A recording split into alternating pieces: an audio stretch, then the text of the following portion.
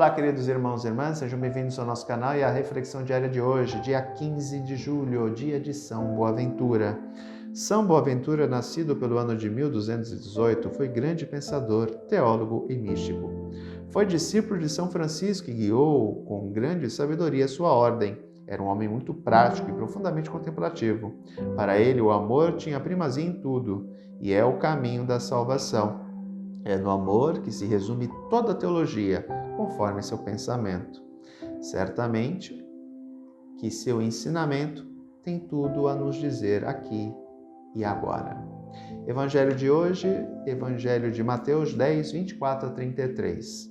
Naquele tempo disse Jesus a seus discípulos: o discípulo não está acima do mestre, nem o servo acima do seu senhor. Para o discípulo basta ser como seu mestre, e para o servo ser como o seu senhor. Se o dono da casa eles chamaram de Beelzebu, quanto mais aos seus familiares. Não tenhais medo deles, pois nada há de encoberto que não seja revelado, e nada há de escondido que não seja conhecido. O que vos digo na escuridão, dizei-o à luz de dia. O que escutais ao pé do ouvido, proclamai-o sobre os telhados. Não tenhais medo daqueles que matam o corpo, mas não podem matar a alma. Pelo contrário, temei aquele que pode destruir a alma e o corpo no inferno. Não se vendem 2 pardais por algumas moedas? No entanto, nenhum deles cai no chão sem o consentimento do vosso Pai. Quanto a vós, até os cabelos da cabeça estão todos contados. Não tenhais medo, vós valeis mais do que muitos pardais. Portanto, todo aquele que se declarar a meu favor diante dos homens, também eu me declararei em favor dele diante do meu Pai, que está nos céus.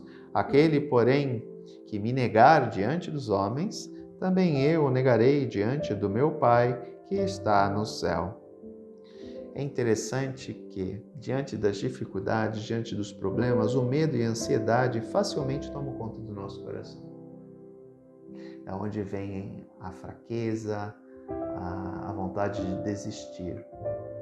Diante das dificuldades, o medo e a ansiedade, eles sempre nos levam e nos tomam conta do nosso coração. Né? E é interessante porque conhecer essa nossa fragilidade, né, nos ajuda justamente a, diante do problema, ter força. Se eu sei que eu tenho uma fraqueza, uma limitação, quando algo vem ao encontro dessa limitação, dessa fraqueza, eu sei como me defender. Né? Então Jesus preparou os seus discípulos, nós estamos vendo isso nesse discurso do capítulo 10, um discurso longo, né, do capítulo 10 de Mateus. Ele já vinha preparando os seus discípulos para isso. Porque lembremos, Jesus conhecia bem a condição humana. Ele sabe quais são as nossas fraquezas, ele sabe quais são as nossas misérias, né? E ele já prepara os seus discípulos para isso. Olha, diante disso, vai acontecer isso, estejam preparados. Porque isso vai fatalmente acontecer. Porque isso é aquilo que nos atrapalha. Então Jesus tinha muito bem, era muito claro para Jesus essa visão da condição humana. Então é ter essa noção, né, de que diante dos perigos que nos cercam, dessas ameaças, né, que levam para o mal, nós não podemos ficar apavorados, né? Ou querer fugir da responsabilidade. Não. É confiar em Deus. É Ele que realiza a obra, gente. Eu sempre digo isso, né? Se depender de mim, a coisa não anda. Agora, como depende de Deus, Ele que faz a obra. Nós somos meros instrumentos na mão dele, quando nos deixamos ser. Né? Quando queremos brilhar, quando queremos anunciar a nós mesmos, quando queremos fazer isso e aquilo, aí é uma outra realidade. Agora, aquele que realmente abre o seu coração e o coloca nas mãos de Deus e se torna instrumento dele, a coisa anda. Lembremos de algo muito importante, né, gente? Deus escolheu o povo hebreu para ser o seu povo, para testemunhar a Ele. Quem era o povo hebreu naquele tempo? Povinho no meio do nada. Diante dos egípcios, diante dos babilônicos, diante dos assírios, diante dos gregos, dos romanos, o povo hebreu era um povinho do nada. Era um povinho no meio do nada. Israel só teve uma importância porque Israel ficava no meio de um corredor comercial. Os europeus que desembarcavam no Egito tinham que pegar a rota passando por Israel para chegar na China, na Índia. E quem vinha de lá tinha que passar por eles para chegar na África ou chegar na Europa. Portanto, Israel só era conhecida como um país de passagem. Não tinha expressão político-militar, cultural, não tinha. Era um povinho no meio do nada. Quem eram os discípulos? Um bando de ignorantes. Essa é a verdade. Um bando de incultos. Primeiro eram pescadores. Naquela época, pescador era sinônimo de pessoa inculta. Então, por que eu estou dizendo tudo isso? Porque Deus quis escolher aqueles que aos olhos do mundo eram insignificantes, tanto o povo hebreu quanto os discípulos, para que tudo aquilo que ele realizasse por meio deles não fosse visto como algo que era parte da sua capacidade. Não posso dizer o único, mas o expoente dos discípulos, que era visto como o cara intelectual, era Paulo de Tarso. Tirando ele, não.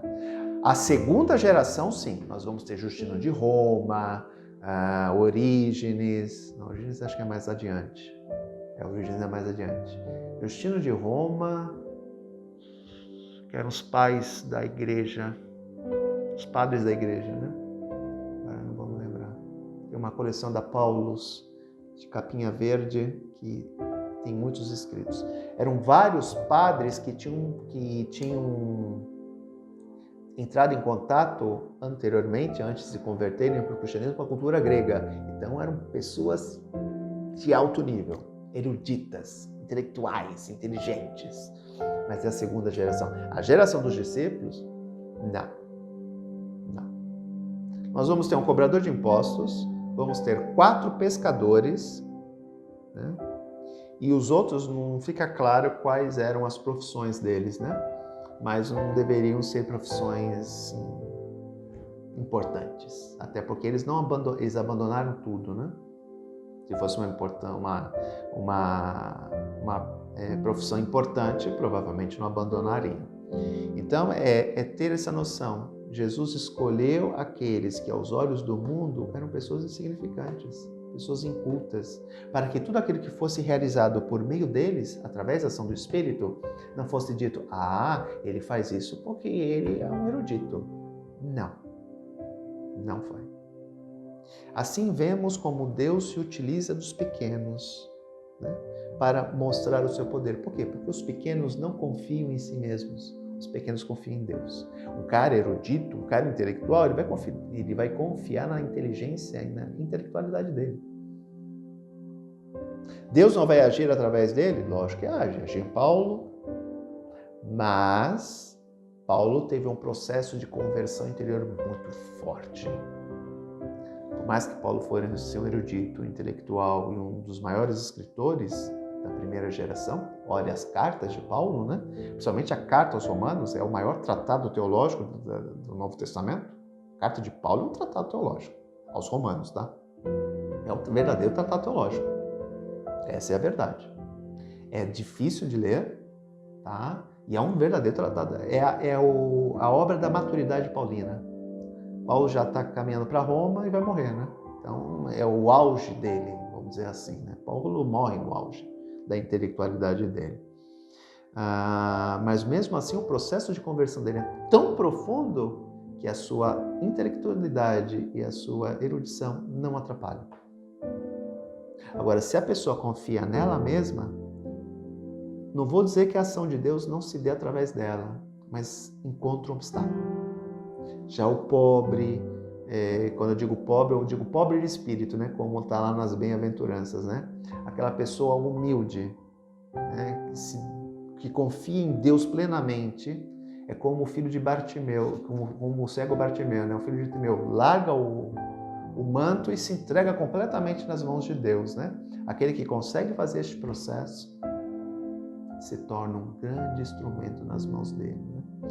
A pergunta é, para nós no texto de hoje, encerrando, né? Como Boaventura fez, qual é o nosso papel?